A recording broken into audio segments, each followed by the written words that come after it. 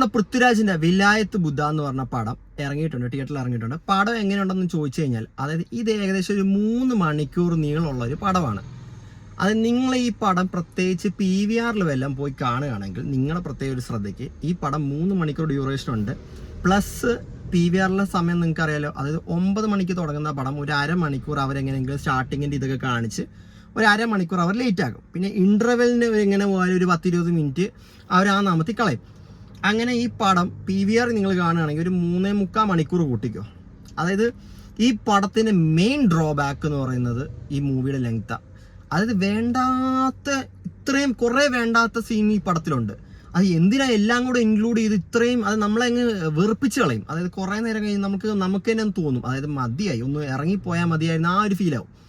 അത് നമ്മൾ പൃഥ്വിരാജിൻ്റെ ഒരു ആക്ഷൻ മൂവി എന്ന് പറയുന്നത്, അത് പൃഥ്വിരാജിൻ്റെ ആക്ഷൻ സീക്വൻസ് കാണാനാണ് ഭയങ്കര, എന്ന് വെച്ചാൽ പൃഥ്വിരാജ് ഒരു ആക്ഷൻ മൂവി ചെയ്യുന്നത്, ആക്ഷൻ സീക്വൻസ് ഒക്കെ ചെയ്യുന്ന സമയത്ത് പൃഥ്വിരാജിൻ്റെ ആക്ഷൻ സീക്വൻസ് ചെയ്യുന്ന ആ ലെവൽ വേറൊരു നടനും ചെയ്യാൻ പറ്റത്തില്ല.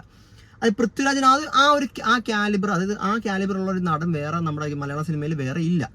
അതായത് പൃഥ്വിരാജ് ഇപ്പോൾ വേറെ ആയിക്കോട്ടെ, നമ്മുടെ ഉണ്ണിമുകുന്ദൻ ആയിക്കോട്ടെ, ഇവരൊക്കെ സ്റ്റണ്ട് ചെയ്യുമ്പോൾ ഓരോരോ അവരുടെ ഒരു സ്റ്റൈലുണ്ട്. പക്ഷെ പൃഥ്വിരാജ് സ്റ്റണ്ട് ചെയ്യുന്ന സമയത്ത് അതിൻ്റെതായ ഒരു ഭംഗി പൃഥ്വിരാജിൻ്റെ ഈ ആക്ടിങ്ങിൽ പൃഥ്വിരാജിന് എടുക്കാൻ പറ്റിയിട്ടുണ്ട്. പക്ഷേ ഇനി ഈ സിനിമയിൽ വന്ന സമയത്ത് പൃഥ്വിരാജിൻ്റെ സ്റ്റണ്ട് വളരെ കുറവായിരുന്നു. അതായത് കുറേ തിയേറ്ററിൽ നമുക്ക്, അതായത് കുറേ പേര് ചോദിക്കുന്നുണ്ട് ഇത് പുഷ്പ ബേസ്ഡ് ടൈപ്പ് പടമാണെന്ന് ചോദിക്കുന്നുണ്ട്. പക്ഷെ പുഷ്പയായിട്ട് യാതൊരു ബന്ധവുമില്ല. ആ ടൈപ്പ് ജേണറിലുള്ള ടൈപ്പ് പടമല്ല. ബേസിക്കലി നമ്മൾ ട്രെയിലറിലൊക്കെ കണ്ട പോലെ തന്നെ ചന്ദ്രത്തടി കടത്തുക എന്നത് തന്നെയായിരുന്നു ഇത്. പക്ഷെ സ്റ്റാർട്ടിങ് ഫസ്റ്റ് ഹാഫ് ഒക്കെ നല്ല അടിപൊളിയായിട്ട്, നല്ല ഗ്രാഫൊക്കെ നല്ല അടിപൊളിയായിട്ട് കയറിക്കൊണ്ടിരുന്ന ഒരു പടമായിരുന്നു. ഫസ്റ്റ് ഹാഫ് കുഴപ്പമില്ലായിരുന്നു. ചെറിയ ഫസ്റ്റ് ഹാഫ് നമുക്ക് അധികം ലാഗ് ഫീൽ ചെയ്യാത്ത സമയത്ത് ഷമ്മി തിലകൻ്റെ ക്യാരക്ടറൊക്കെ ഉണ്ടായിരുന്നു. ഫസ്റ്റ് ഹാഫ് ഒക്കെ നല്ല അടിപൊളിയായിട്ട് പോർട്രേറ്റ് ചെയ്തിട്ടുണ്ടായിരുന്നു. ഫസ്റ്റ് ഹാഫ് നല്ലതായിട്ട് എലിവേറ്റ് ചെയ്ത് കൊണ്ടുപോയിട്ട് സെക്കൻഡ് ഹാഫ് ആയപ്പോഴത്തേക്കും എടുത്തിട്ട് താഴോട്ടങ്ങ് കുത്തുകയായിരുന്നു. അതായത് ക്ലൈമാക്സ് ഒക്കെ നമ്മൾ കണ്ടു കഴിഞ്ഞപ്പോഴത്തേക്ക് ഞാൻ ആലോചിച്ചത് ക്യാ മൈരി ഹേ എന്നാണ് എൻ്റെ ആദ്യത്തെ ചിന്ത വന്നത്.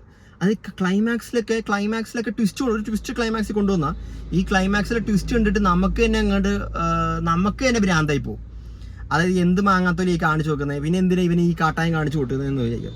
പിന്നെ ഈ മെയിനായിട്ട് ഈ പടത്തിൽ ഒരു ക്ലീശ സാധനമുണ്ട്. എൻ്റെ പൊന്നോ, അത് വെക്കേണ്ട ഒരു കാര്യമില്ലായിരുന്നു. അത് പൃഥ്വിരാജിന്, അതായത് കൈക്കൊരു വെടി കിട്ടും. അതായത് ഷോൾഡറിൻ്റെ ഭാഗത്ത്, അതായത് ഇവിടെ ഈ ഭാഗത്തായിട്ട് കൈക്കൊരു വെടി കിട്ടും. ആ കയ്യിലെ വെടി കൊണ്ട് അതിൻ്റെ വലിയ കാര്യത്തിന് പുള്ളിക്കാരൻ ആശുപത്രി പോകും. ആശുപത്രി പോയി ഡോക്ടറിനോട് പറയും, ആ വെടി കൊണ്ട മാറ്റണ്ട, എൻ്റെ വേദനയായിട്ടിരുന്നോട്ടെ, ആ തടി മുറിക്കാണ്ട് ഞാൻ ആ ഉണ്ട എടുക്കൂല. അതായത് നമ്മൾ പണ്ട് ഏതോ മറ്റേ തമിഴ് പടത്തിലൊക്കെ കണ്ട പോലത്തെ ക്ലേശ സാധനം ഇങ്ങോട്ട് കൊണ്ടുവന്നിട്ടുണ്ട്. അതൊന്നും അത് തിയേറ്ററിൽ വെച്ചിട്ട് ഒട്ടും ആൾക്കാർക്ക് അങ്ങോട്ട് ദഹിക്കാൻ പറ്റുന്നില്ല. എന്നിട്ട് ആ മുറിവും വെച്ചുകൊണ്ട് പുള്ളിക്കാരൻ ത്രൂ ഔട്ട് ഫൈറ്റും ബാക്കിയുള്ള കാര്യങ്ങളും ചെയ്യുന്നത്.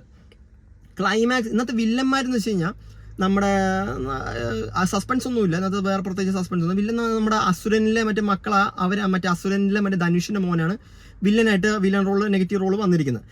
അവരെ പക്ഷെ കുറച്ചും കൂടെ നല്ല രീതിയിൽ പോർട്രേറ്റ് ചെയ്യായിരുന്നു. പക്ഷെ ഇന്നത്തെ അധികം നമ്മൾ വില്ലൻ റോൾസിന് അധികം പോർട്രേഷൻ കൊടുത്തില്ല. അതുകൊണ്ട് പൃഥ്വിരാജിന് ഒരു ഹീറോ ഒന്ന് പൊങ്ങി നിൽക്കണമെങ്കിൽ, അത് ഹീറോയുടെ മാസ് കാണിക്കണമെങ്കിൽ, അത് ഹീറോയുടെ ഒരു മാസ് ലെവൽ കാണിക്കണമെങ്കിൽ നമ്മുടെ വില്ലനും അതേപോലെ ആ ഒരു വില്ലന്റെ മാസം കാണിക്കണം. പക്ഷെ ഇന്നത്തെ വില്ലന്റെ ഒരു നെഗറ്റീവ് ക്യാരക്ടർ ഷെയ്ഡ് കാണിക്കാനുള്ള ഒരു സ്പേസ് വില്ലന്മാർക്ക് കൊടുത്തിട്ടില്ല. ഇപ്പൊ ഷമ്മി തിലകൻ ഫസ്റ്റ് ഹാഫ് നല്ല രീതിയിൽ ഗ്രാഫ് പൊങ്ങിക്കൊണ്ടിരുന്ന സെക്കൻഡ് ഹാഫ് വന്നിട്ട് ഒറ്റ ഒരു ഡൗൺ ആയിട്ട് കൊടുത്തിട്ട് ഷമ്മി തിലകന്റെ ഗ്രാഫും കളഞ്ഞു. പിന്നെ നമുക്ക് സെക്കൻഡ് ഹാഫ് ഒട്ടും നമുക്ക് സ്റ്റോറിയൊക്കെ പ്രെഡിക്റ്റ് ചെയ്യാൻ പറ്റും. ഇന്ന ഇതാ സംഭവിക്കാൻ പോകുന്നത്, ഇനി അതാണ് സംഭവിക്കാൻ പോകുന്നതൊക്കെ നമുക്ക് സ്റ്റോറി പ്രെഡിക്റ്റ് ചെയ്യാൻ പറ്റുമായിരുന്നു. പിന്നെ നമ്മുടെ ആറാട്ടനും വന്നിട്ടുണ്ടായിരുന്നു നമ്മുടെ തിയേറ്ററിൽ എൻ്റെ കൂടെ PVR, ഞാൻ PVRലാണ് കഷ്ടകാലത്ത് ഞാൻ PVRലാണ് പോയി കണ്ടത്. അപ്പോൾ പുള്ളിക്കാരൻ ആറാട്ടനും ഉണ്ടായിരുന്നു. പുള്ളിക്കാരൻ ഇപ്പോൾ ഈ പടത്തിന് വല്ല റിവ്യൂ പറയുമ്പോൾ നിങ്ങൾ ശ്രദ്ധിച്ചോണം. അതായത് പുള്ളിക്കാരൻ പടം പകുതി കണ്ടിട്ടില്ല. പുള്ളിക്കാരൻ എൻ്റെ ഫ്രണ്ടിലത്തെ സീറ്റിലായിരുന്നു പുള്ളിക്കാരൻ ഇരുന്നത്. പുള്ളിക്കാരൻ പകുതി നേരം ഫോണുമായിട്ട് അങ്ങോട്ടും ഇങ്ങോട്ടും തേരാപ്പാഴം നടക്കുകയായിരുന്നു. അപ്പോൾ പുള്ളിക്കാരൻ പടം കാണാണ്ടാണ് ഇനി റിവ്യൂ പറയാൻ പറ്റുന്നത്. ആരെങ്കിലും ശ്രദ്ധിച്ചോ? അതായത് നിങ്ങൾ ആരെങ്കിലും ആറാട്ടണൻ്റെ റിവ്യൂ കാണുകയാണെങ്കിൽ ശ്രദ്ധിച്ചാൽ മതി. പുള്ളിക്കാരൻ പടം മര്യാദയ്ക്ക് കണ്ടിട്ടില്ല. പുള്ളിക്കാരൻ ഫോണും പിടിച്ച് തെക്കും മടക്കും പടത്തിൻ്റെ ഇടയ്ക്ക് അങ്ങോട്ടും ഇങ്ങോട്ടും നടപ്പുണ്ടായിരുന്നു. മിക്ക സമയത്ത് ഇറങ്ങിപ്പോകുന്നുണ്ട്, കയറി വരുന്നുണ്ട്. അങ്ങനെ കുറേ നേരം പുള്ളി അഭ്യാസം കാണിക്കുന്നുണ്ടായിരുന്നു.